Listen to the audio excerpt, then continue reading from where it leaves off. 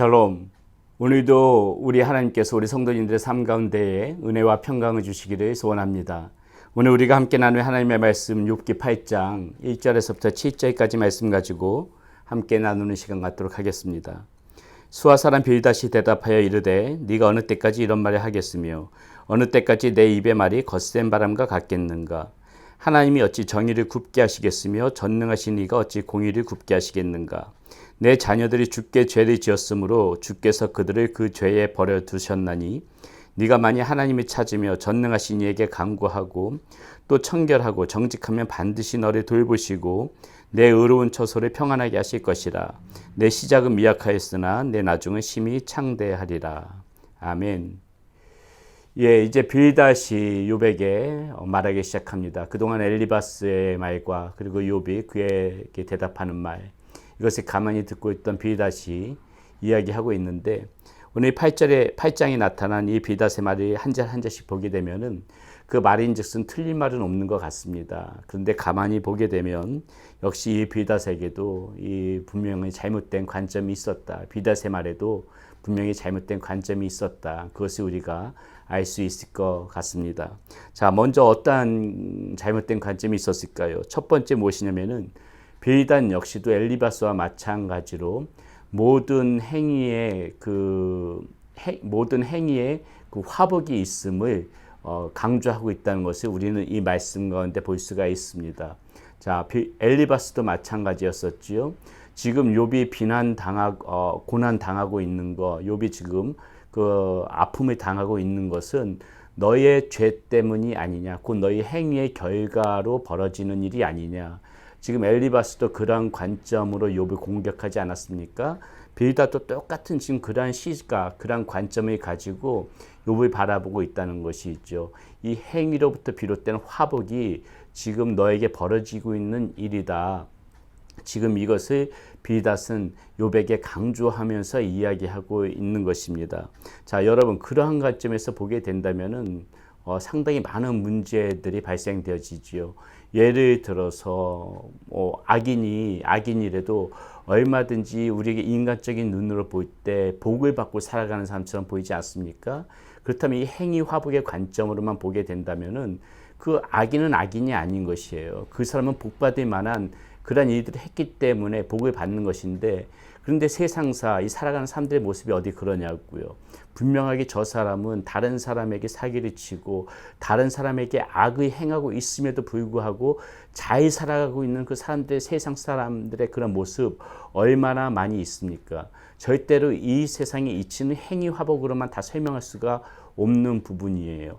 자, 지금 빌닷은 그러나 그럼에도 불구하고 이 행위 화복을 지금 강조하고 있는 그런 관점을 가지고 있다는 것입니다. 그것이 잘 나타나져 있는 것이 지금 이 4절에 보게 되면 이렇게 이야기하고 있어요. 내 자녀들이 주께 죄를 지었으므로 주께서 그들의 그 죄에 버려두셨나니, 이렇게 지금 이야기하고 있거든요. 여러분, 우리가 잘 알지만은 욥의 자녀들이 어떻게 죽었습니까?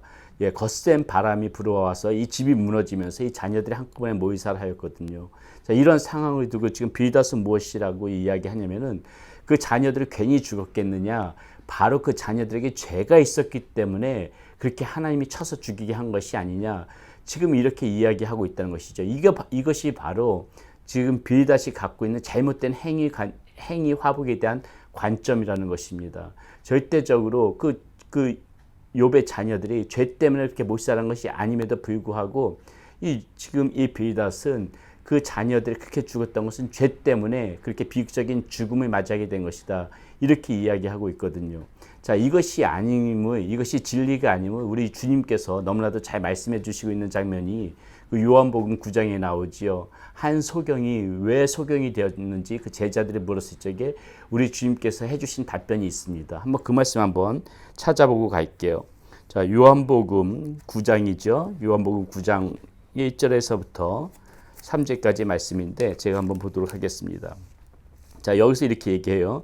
예수께서 길이 가실 때에 나이 때부터 맹인된 사람을 보신지라. 제자들이 물어 이르되 랍비여, 이 사람이 맹인으로 난 것이 누구의 죄로 인함이니이까? 자기이니까 그의 부모니이까? 예수께서 대답하시되 이 사람이나 그 부모의 죄로 인한 것이 아니라 그에게서 하나님이 하시는 일을 나타내고자 하심이라. 자, 이렇게 말씀하시죠. 제자들이 맹인된 사람을 보고 부모의 죄입니까? 아니면 자신의 죄입니까? 예, 역시 행위화복의 관점으로 제자들은 물어본 거예요. 이 맹인이 된 것은 분명히 어떤 잘못이 있기 때문에 이렇게 이러한 상황이 벌어진 것이 아닙니까? 근데 주님께서 그렇게 대답하지 않으셨다는 것이죠. 이것은 하나님의 뜻 가운데 있었던 부분이다. 이렇게 이야기를 했다는 것이죠. 물론 우리의 잘못으로 인하여서 비극적인 일도 얼마든지 벌어질 수 있습니다. 그것이 없다는 것이 아니라 그것이 전부가 아니라는 것이죠. 얼마든지 그런 일이 벌어질 수도 있지만은 그것이 다가 아니라는 것입니다. 하나님의 뜻 가운데서 당하는 고난도 분명히 있거든요. 지금 오늘 우리가 보고 있는 이 욥처럼요. 욥의 자녀들처럼 이 하나님의 뜻 가운데서 벌어진 고난 아닙니까? 그렇기 때문에 우리가 오늘 이 말씀을 보면서 우리가 마음에 새기고 우리가 마음에 생각해야 될 것은 우리 그리스도인들도 다른 사람의 불행을 보고 아픔을 보면서 은연중에 이러한 마음, 이런 생각을 가지고 있는 것으로 접근을 할 때가 굉장히 많이 있는데 절대적으로 우리 그리스도인들은 이런 관점, 이런 기준으로 상대방을 바라보면서 그러한 기준으로 삼아서 그 상대방을 비난해서는 절대로 안 됩니다. 정말 그것은 나쁜 것이고요.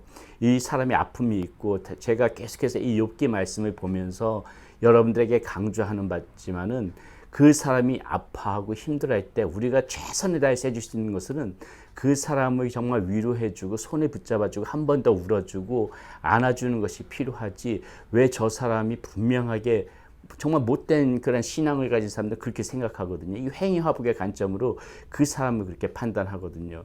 이 절대적으로 그러한 관점을 가져서는 안 된다는 것입니다. 뭐 비슷한 말이지만 이 두 번째 이 지금 빌닷이 잘못된 관점을 가지고 있는 것 중에 또 하나가 무엇이냐면은 자기가 옳다고 믿는 것을 가지고 상대방을 단정하는 것이에요. 지금 이 자녀도 마찬가지요. 이 사절 우리가 읽었던 것처럼 이 너의 자녀들도 죄를 지었기 때문에 이러한 그런 비극적인 죽음을 맞이한 것이 아니냐. 자기가 전혀 사실이 아닌데도 자기가 그렇게 생각한 것을 가지고 자기가 옳다고 믿는 것을 가지고 이렇게 입 밖으로 그 말을 낸다는 것이죠. 단정해서 상대방을 비난하고 정죄하는 거예요. 6절에도 보게 되면 욥에겐 또 이렇게 이야기합니다. 또 청결하고 정직하면 반드시 너를 돌보시고 내 의로운 처소를 평안하게 하실 것이라. 마치 욥을 위해 주는 것처럼 뭐 네가 뭐 청결하고 정직하면은 하나님이 너를 돌보실 거다. 다시 너를 회복시키실 거다. 마치 위로해 주는 척하지만 이 말인즉슨 무엇입니까? 지금 네가 당하고 있는 고통이 네가 청결하지 않고 의롭지 않기 때문에 이런 고난을 당하고 있는 것이 아니냐.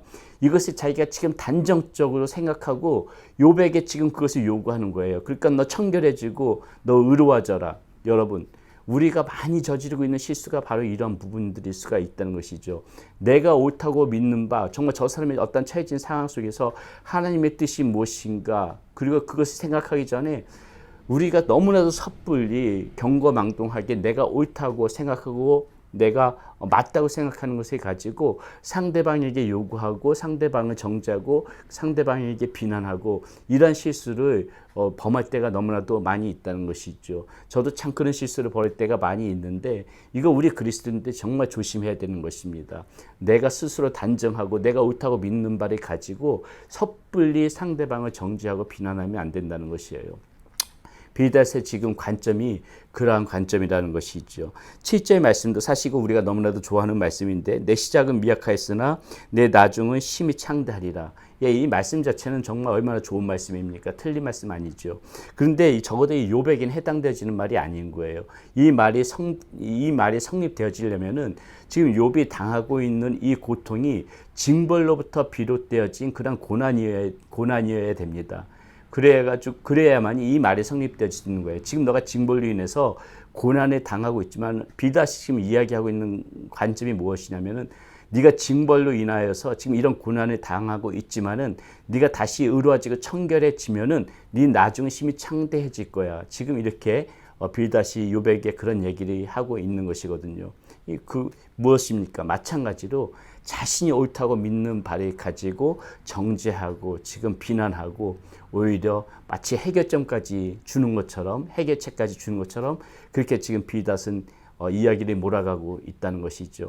사랑하는 여러분, 그러므로 오늘 우리가 이 빌닷의 말을 보면서 우리가 반드시 생각해야 될 거, 우리가 그리스도인으로서 어떤 시각을 가져야 되는가, 그거 굉장히 중요한 부분입니다. 절대적으로 어떤 우리 행위에 있어서 화복이 결정되어지는 것이 아니라 늘 그 모든 인생의 화복 가운데는 하나님의 어떤 뜻이 있다는 거, 우리 그것을 분명히 알고 사람들에게 그런 기준으로, 절대적으로 그런 기준으로 접근해서는 안 되겠고요.